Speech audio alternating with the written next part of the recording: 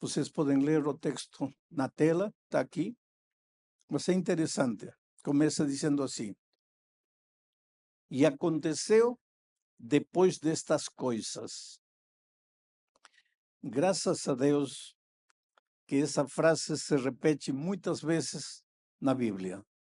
Depois disto, depois destas coisas, depois de ter acontecido isto, que seria de nossa vida se não houvesse um depois? O passado pode te ensinar lições valiosas para teu presente. Mas acontece que neste mundo, às vezes, nós estamos paralisados olhando para o passado. Nossos erros, nossas tragédias, nossas decisões, mas... Ou então olhando para o futuro. Um dia farei, um dia tomarei a decisão, um dia... Tudo que temos para viver é o presente. Mas neste presente que é nosso, que podemos fazer algo, não fazemos nada. Vivemos lamentando-nos pelo passado ou olhando para o futuro, sem acontecer e sem realizar no presente. Toma tua decisão esta noite. Se você tem que pedir perdão a alguém, peça perdão hoje. Se você tiver que dizer a alguém que ama, diga-o hoje. Eu vi um sepultamento onde o marido se abraçava do caixão da esposa e chorando dizia: filha, tantos anos que eu não disse para você que eu te amo. Por que não falou isso quando ela estava viva? Por que esperou para morrer para dizer te amo? Tem que tomar uma decisão, tome-a hoje. Tem que fazer alguma coisa que você não fez, faça hoje. Tem que aplicar alguma coisa, aplique hoje. Tem que fazer uma prova, faça. Esqueça o passado. Já falhei muitas vezes, tudo bem, isso é passado, esqueça o passado. Um dia farei, isso é futuro, não te pertence. Hoje, toma a decisão que você tiver que tomar. Bom, o texto diz: aconteceu depois destas coisas que Deus tentou Abrão e disse-lhe. Outras versões dizem: Deus provou a Abrão. No original hebraico diz: Deus misá Abrão. Estou ensinando uma palavra em hebraico para vocês: misá, que é provar, é testar, mas também pode ser traduzida como ensinar. Aconteceu que depois destas coisas Deus decidiu ensinar a Abrão. Ensinar. Este capítulo, mais do que relatar uma provação de parte de Deus, relata um ensinamento de parte de Deus, não somente para Abraão, mas para nós hoje. Deus decidiu ensinar. E qual foi a resposta de Abraão? Ele disse: eis-me aqui. Abraão foi um filho de Deus disposto a aprender. Estou aqui pronto para aprender. Querido, sabe você que viver é aprender? Os mortos não aprendem. Os vivos aprendemos. Mas aprender, sabe o que significa? Sair do terreno que você conhece e avançar em direção do terreno que você não conhece. Acontece que nós, por natureza, temos medo de deixar nosso território e de avançar. Por isso temos medo de aprender. Aprender. Tem pouca gente como Abraão que diz: Senhor, eis-me aqui, me ensina, estou disposto a aprender. A Bíblia é um manual de felicidade onde Deus ensina aos seus filhos a serem felizes. Querido, quero que você compreenda uma coisa: você é a coisa mais linda que Deus tem nesta vida. Ou se você pudesse entender como Deus ama você. Não estou dizendo como Deus ama vocês. Esta noite, para Deus, é como se você sozinho fosse a única pessoa que estivesse sentada aqui. Se você está me ouvindo pela rádio, na cela de uma prisão, Deus ama você.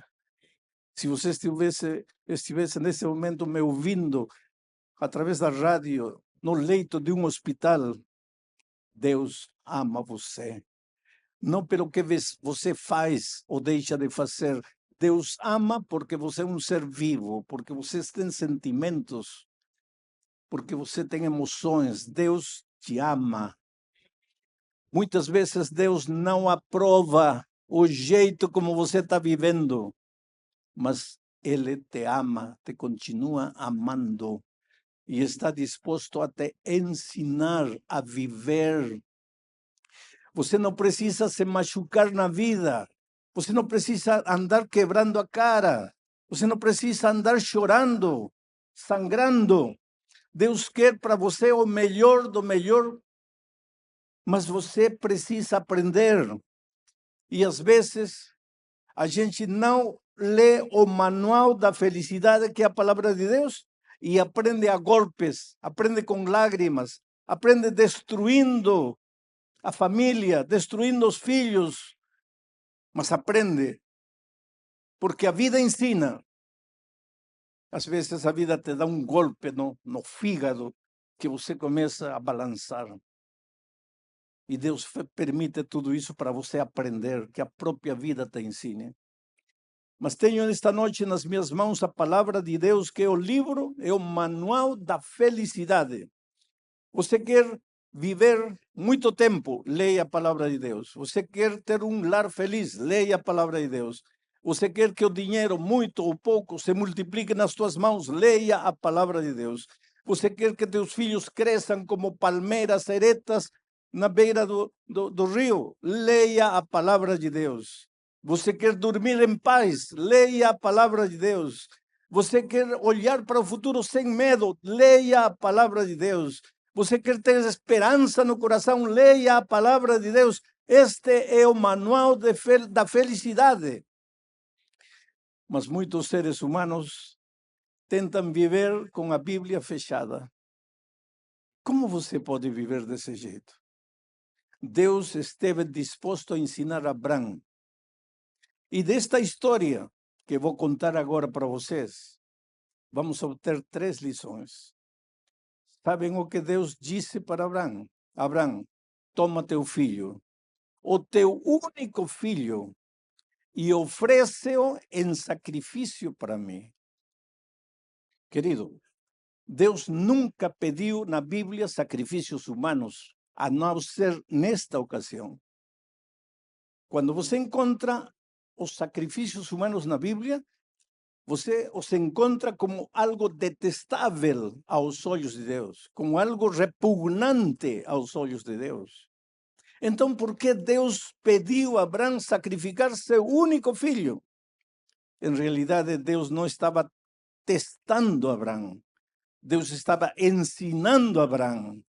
E a grande lição que Deus queria ensinar a Abraão nesta ocasião era o que significou para Deus, o Pai, sacrificar seu filho, seu único filho, o Senhor Jesus Cristo, na cruz do Calvário.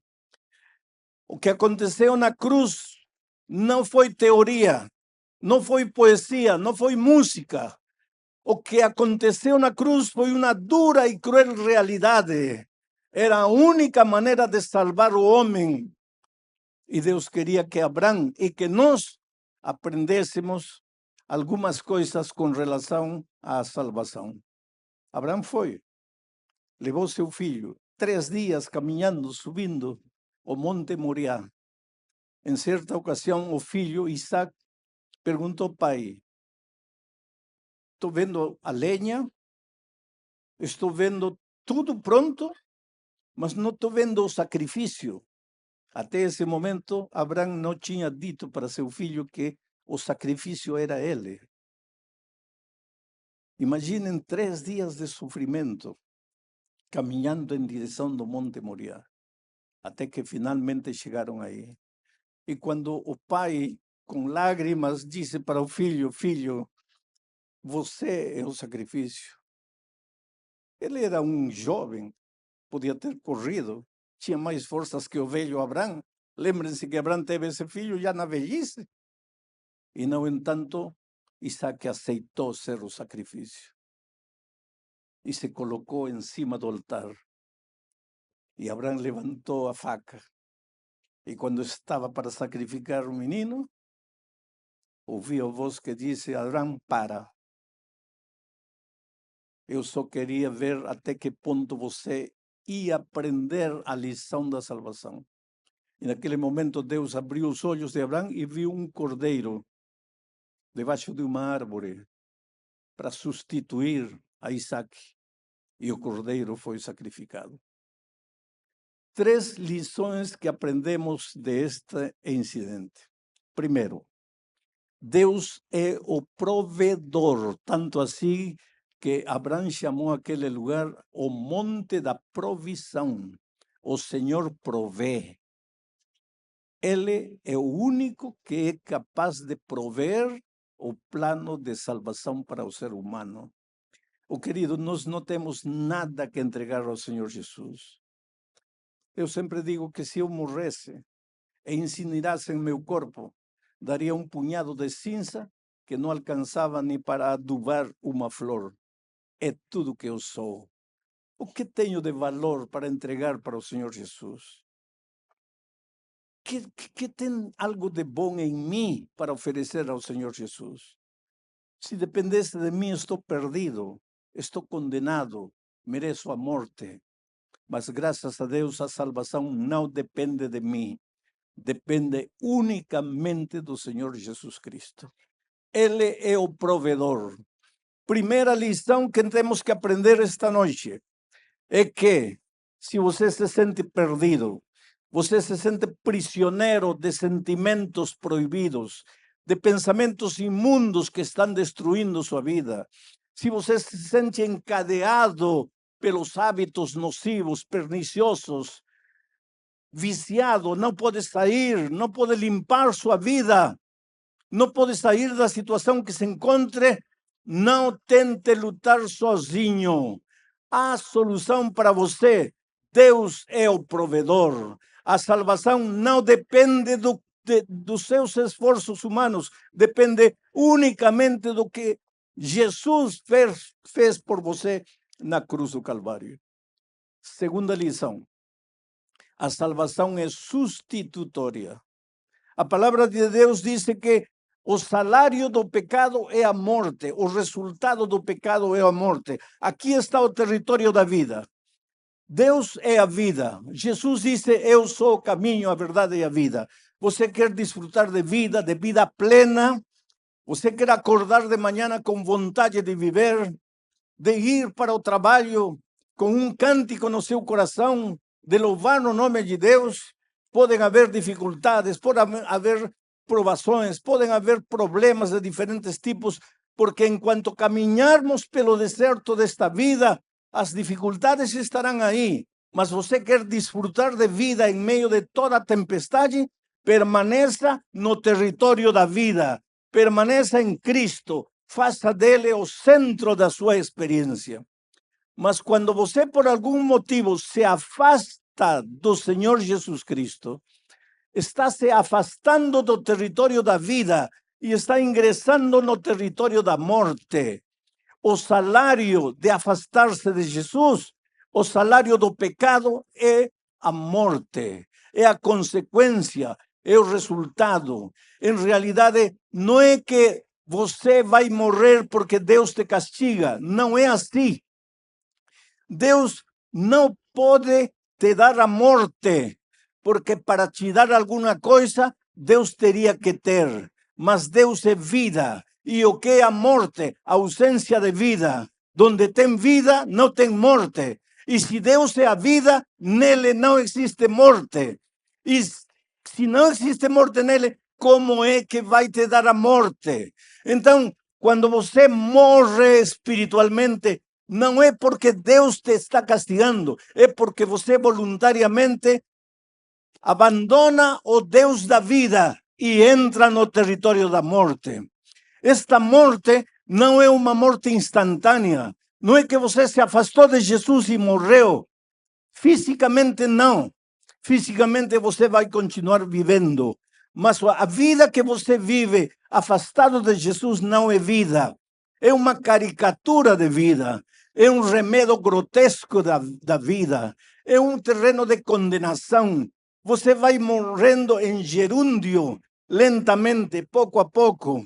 O inimigo te tira a vontade de viver, destrói teu casamento, destrói teus valores, destrói teus princípios, destrói tua vida financeira, tua vida profissional.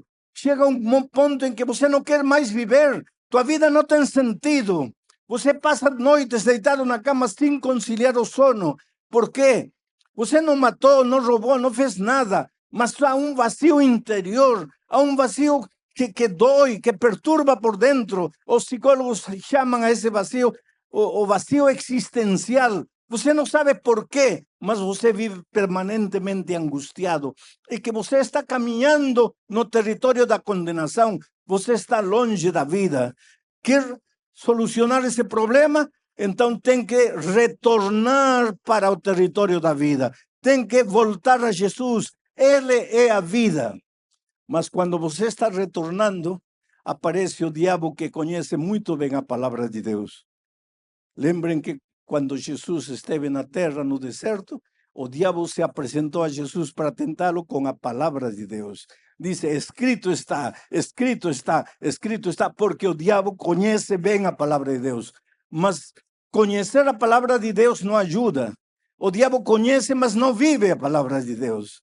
Se eu conheço tudo, mas não vivo, de nada me serve. Alimenta meu intelecto, mas não transforma minha vida. Mas como o diabo conhece a palavra de Deus, quando você começa a retornar, ele vem e diz para Deus, Senhor, este livro é tua palavra? Sim. Então tudo que está escrito aqui é verdade? Sim. E como o diabo conhece a Bíblia, lê Romanos e diz, Senhor, aqui diz que o salário do pecado é a morte. O resultado do pecado é a morte. E este miserável pecou. Portanto, tem que morrer. Mas agora está retornando e você está com os braços abertos para recebê-lo. Não, não está certo. Então, se você receber este pecador, você está indo contra a sua palavra. Mas você disse que a palavra de Deus é eterna. Como é eterna? Se você, que deveria ser o primeiro em cumpri-la, não está cumprindo. Está aceitando de volta esse miserável pecador. Aí entra a maravilhosa pessoa de Jesus Cristo. E essa foi a segunda lição do Monte Moriá. Isaac ia morrer, mas apareceu um cordeiro. E o cordeiro morreu em lugar de Isaac. A palavra de Deus diz que todos pecamos e estamos destituídos da glória de Deus. A palavra de Deus diz que não tem justo nem sequer um. A palavra de Deus diz que desde a cabeça até os pés, todo em nós é podrida chaga. Não tem nada de bom em nós. Todos pecamos e estamos condenados à morte.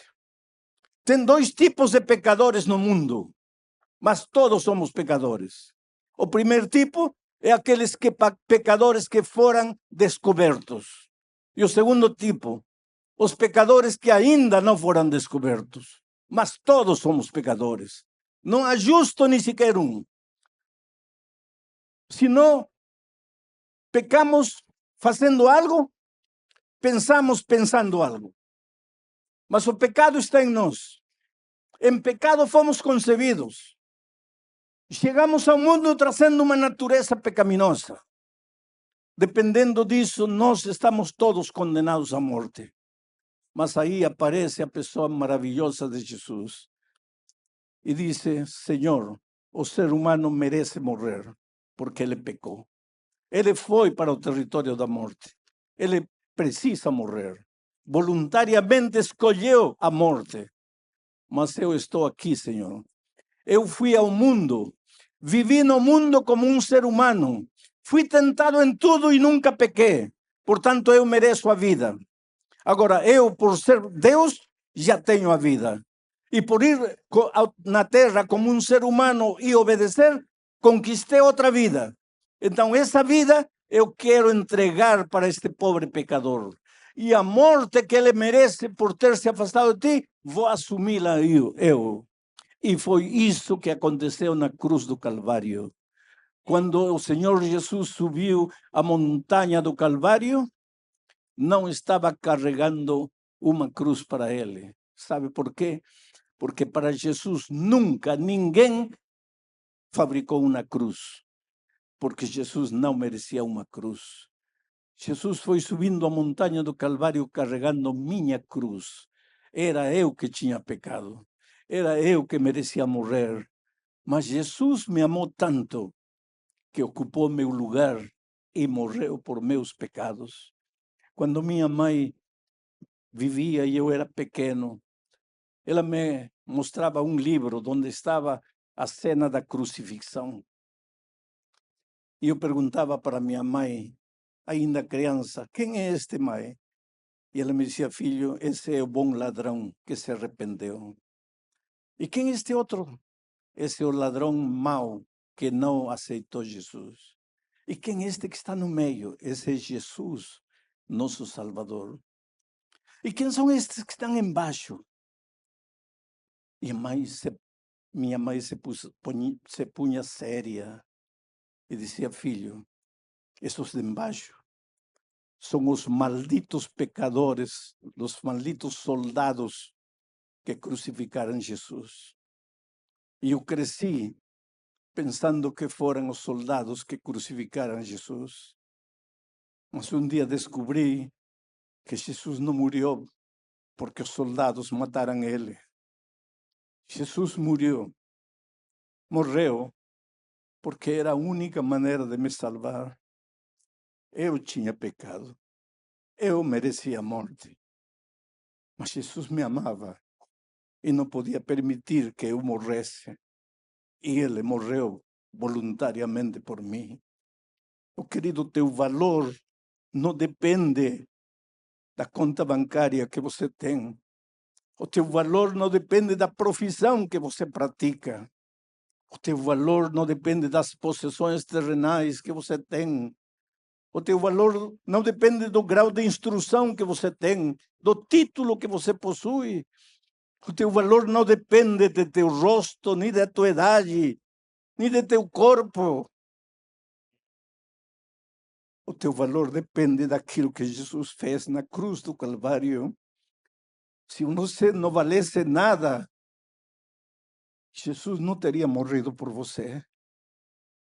Deus te ama. Não permita que ninguém determine teu valor. Quando você se sente rejeitado pela vida, quando você se sente rejeitado pela sua família, quando você se sente rejeitado pelas pessoas que mais ama, quando um dia você se olha no espelho e se rejeita a você mesmo, olhe para a cruz do Calvário. Você vale muito. Jesus morreu por você. Ele está disposto a fazer de você uma nova criatura. Ele ocupou teu lugar. Era eu, você, os que tínhamos que morrer lá. Cristo morreu por nós. A terceira lição que nós aprendemos no Monte Moriá, você vai ter que ter paciência ainda. Falta 15 minutos. Fique sentadinho aí. A terceira lição que nós aprendemos no Monte Moriá é que quando você acha que está tudo perdido, para Deus nada está perdido. Imagine o velho Abraão com a faca na mão. Ele não queria matar seu filho. Ele amava seu filho. Ele sabia que Deus não queria a morte de seu filho, mas Deus tinha pedido seu filho. Ele se perguntava, meu Deus, o que você está querendo de mim? Como é que eu vou sacrificar meu filho? Levantou a mão, não entanto, porque estava disposto a obedecer.